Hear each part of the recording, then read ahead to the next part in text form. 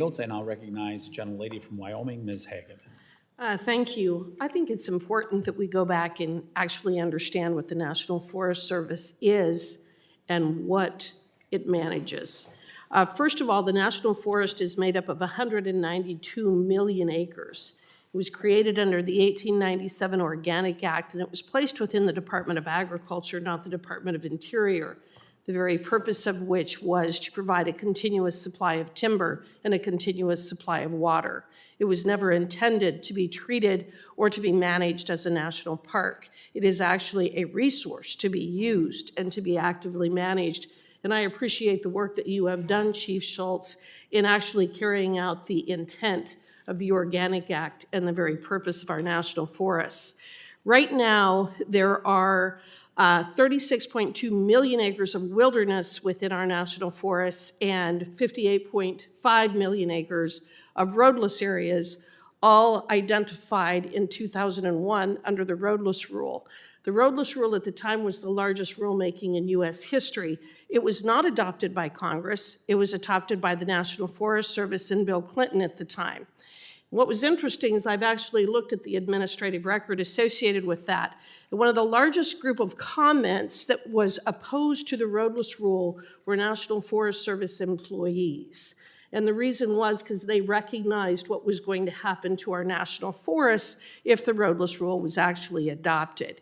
And you can find literally hundreds, if not thousands, of comments submitted by Forest Service employees saying, please, do not adopt the roadless rule.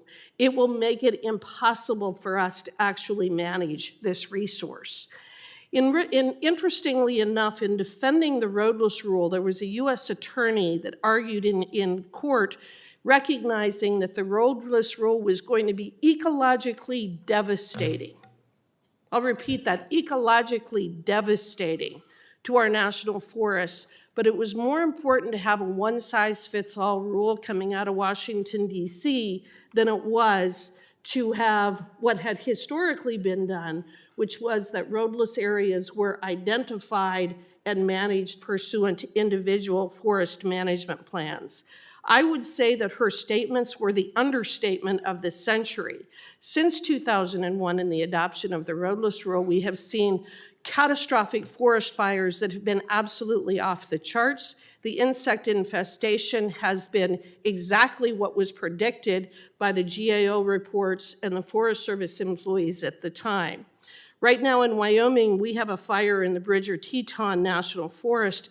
I was up there a couple of weeks ago, and as I drove through the day before that fire started, I thought, man, if the fire ever starts in this area, it's going to be an absolute conflagration just looking at the density of the Bridger-Teton National Forest.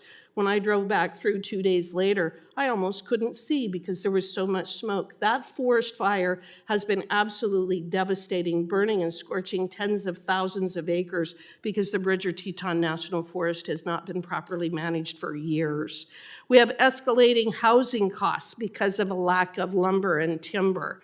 We don't produce domestically produced timber anymore, hardly, because of the roadless rule and the way that our national forests have been managed. We have reduced runoff. As you indicate, about 50% of a tree is made up of water. They consume hundreds of gallons of water every single day, which impacts the water that we have available for our municipalities. Why am I describing all of this? Because I've been listening with great interest today. Those who cannot remember the past are condemned to repeat it. And as I hear the Forest Service being criticized, your management being criticized, the criticism of the idea of repealing the roadless rule, I just cannot imagine the fact that the people who are responsible for the problems that we're facing right now are actually criticizing you for attempting to fix it. I commend you for having the strength of character and being willing to revisit the roadless rule, recognize that roadless areas should be managed pursuant to individual Forest Service plans or forest management plans, and that we must do a better job of managing this resource rather than watching it burn to the ground every year and watch as insects completely destroy this incredibly valuable resource. I just want to ask you, have you identified as part of this process those areas that are at the highest risk of wildfire, and how do they overlap with roadless areas? Mr. Chairman, Ms. Hageman, thank you for the question.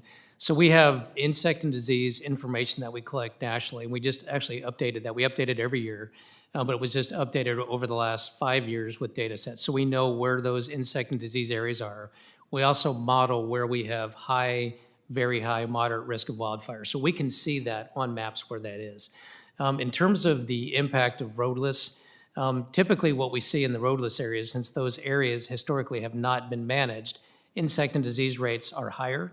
And then we typically have more downed woody debris. I mean, if you've hiked and recreated in wilderness areas, it's not uncommon to see a lot of down material and it's not removed. So it's not uncommon that we see those conditions in roadless and wilderness areas. So the Forest Service employees who warned us about this 25 years ago were absolutely correct, weren't they? Mr. Chairman, Ms. Hageman, I think they were correct. And they were trying to maintain flexibility, management flexibility. And as you said, I think the rightful place to make those determinations is in that local forest plan with public input at that level. Thank you. I yield back. Gentleman, Lady